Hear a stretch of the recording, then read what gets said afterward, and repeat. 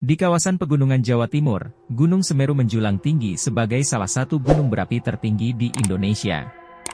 Selain keindahan alamnya yang memukau, Gunung Semeru juga dikenal karena cerita-cerita mistis yang mengelilinginya. Salah satu kisah yang paling menyeramkan adalah tentang sekelompok pendaki yang mengalami pengalaman supranatural di dalam hutan belantara di lereng gunung tersebut. Pada suatu musim kemarau yang panjang, 5 orang pendaki bersemangat memutuskan untuk menaklukkan puncak Gunung Semeru. Mereka adalah Maya, seorang petualang yang berpengalaman, Daniel, teman dekatnya yang juga seorang fotografer, serta 3 teman mereka, Dinda, Andi, dan Rani. Mereka berlima telah merencanakan pendakian ini selama berbulan-bulan dan akhirnya memulai perjalanan mereka pada malam 1 Suro. Cuaca pada malam itu sejuk dan angin bertiup pelan. Bulan purnama menerangi jalur pendakian mereka, menciptakan bayang-bayang yang menyeramkan di antara pepohonan yang rimbun. Mereka berjalan dengan penuh semangat, bercanda dan tertawa meskipun sedikit tegang dengan aura misterius yang menyelimuti malam 1 Suro. Setelah berjalan beberapa jam, mereka memutuskan untuk istirahat sejenak di tepi jalan setapak. Maya mencoba menenangkan suasana dengan menceritakan legenda-legenda tentang Gunung Semeru yang dia dengar dari penduduk lokal. Salah satu cerita yang paling menarik perhatian mereka adalah tentang seorang dukun tua yang konon memiliki kekuatan supranatural dan sering muncul di malam 1 Suro untuk memberikan petunjuk kepada orang-orang yang tersesat. "Saya harap kita tidak bertemu dengan dukun itu," kata Rani dengan candaan, mencoba mengurangi ketegangan. Namun, Andi yang selalu skeptis tersenyum. "Apa itu?" "Hanya cerita-cerita untuk menakut-nakuti anak-anak," ujarnya.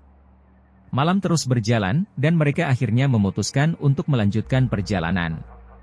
Mereka mencapai hutan yang semakin lebat, di mana pepohonan besar dan rimbun menghalangi cahaya bulan. Suasana menjadi semakin hening, hanya dipecah oleh suara langkah kaki mereka dan desiran angin yang sesekali membawa daun kering berguguran. Tiba-tiba, mereka melihat sesuatu yang aneh di tengah hutan. Sebuah cahaya samar-samar terlihat di antara pepohonan, bergerak-gerak seolah-olah mengundang mereka untuk mengikutinya. "Ada apa itu?" tanya Dinda dengan gemetar. Maya yang selalu penuh semangat dengan petualangan, mengambil inisiatif untuk menyelidiki. "Mari kita lihat apa yang ada di sana," katanya, meskipun dia juga merasa ragu. Mereka berlima berjalan mendekati cahaya itu, hati-hati menelusuri jalan di antara pohon-pohon besar yang mencekam. Semakin mereka mendekat, semakin terasa ketegangan yang menggelayuti hati mereka. Cahaya itu terus bergerak maju, seperti menarik mereka ke dalam kegelapan hutan yang semakin dalam. Saat mereka mendekati titik di mana cahaya itu terlihat paling terang, tiba-tiba atmosfer berubah.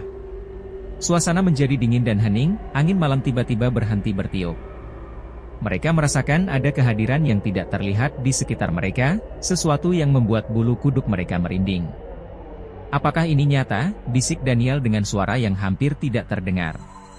Tiba-tiba, cahaya itu lenyap begitu saja. Mereka berlima berdiri di tengah hutan yang gelap gulita, tanpa tahu harus berbuat apa. Suasana semakin tegang ketika mereka mendengar suara-suara aneh di antara pepohonan, seperti bisikan-bisikan yang tidak jelas. "Saya rasa kita harus segera pergi dari sini," kata Maya dengan suara serius. "Saya tidak merasa nyaman di sini." Mereka berusaha untuk keluar dari hutan itu dengan cepat, tetapi jalur pulang mereka menjadi semakin sulit untuk ditemukan. Pepohonan yang rimbun dan jalan setapak yang semakin berliku membuat mereka semakin bingung dan panik. Saat itulah, mereka mendengar suara langkah kaki di belakang mereka. Langkah kaki yang datar dan berirama, seolah-olah ada seseorang yang mengikuti mereka dari belakang. Mereka berlima berbalik cepat, tetapi tidak melihat apapun kecuali kegelapan yang menghantui. "Saya merasa kita diperhatikan," kata Dinda dengan suara gemetar. Rani menarik nafas dalam-dalam. "Apa yang kita lakukan sekarang?" Andi, yang selalu merasa yakin dengan logika, mencoba meredakan ketakutan mereka. "Kita harus tetap tenang dan terus mencari jalan keluar dari sini. Tidak ada yang akan menyakiti kita." Mereka melanjutkan perjalanan dengan hati-hati, mencoba untuk mengikuti jalan setapak sembari berharap mereka akan menemukan jalan keluar yang aman. Namun, suasana semakin tegang ketika mereka merasa adanya kehadiran yang tidak terlihat di sekitar mereka, seperti sesuatu yang mengawasi setiap langkah mereka. Tiba-tiba, Rizal yang berjalan di depan mendadak berhenti. "Tunggu, apa itu?" bisiknya, menunjuk ke arah sebuah pohon besar di tepi jalan setapak. Mereka melihat sesosok bayangan hitam yang kabur berdiri di bawah pohon itu. Siluetnya tidak jelas, tetapi mereka bisa merasakan kehadiran yang menakutkan. Tidak mungkin, kata Maya dengan suara gemetar. Ini tidak nyata. Kita hanya perlu terus berjalan. Namun, bayangan itu tidak bergerak. Itu hanya berdiri di tempatnya, memancarkan aura yang menghantui. Mereka berlima terdiam, tidak tahu harus berbuat apa. Tiba-tiba, Rizal merasa ada sesuatu yang mencengkeram lengannya dengan kuat. Dia berteriak dan berusaha melepaskan diri, tetapi cengkeraman itu semakin kuat dan tidak terlihat oleh mata mereka. Kita harus pergi sekarang juga, teriak Daniel, mencoba menarik Rizal dari cengkeraman yang tidak terlihat itu. Mereka berlima berlari secepat mungkin, tanpa memikirkan arah atau tujuan. Mereka hanya ingin keluar dari hutan itu dan kembali ke keamanan desa. Setelah berlari melewati pepohonan yang semakin lebat, mereka akhirnya keluar ke tepi jalan setapak yang terang benderang oleh cahaya bulan.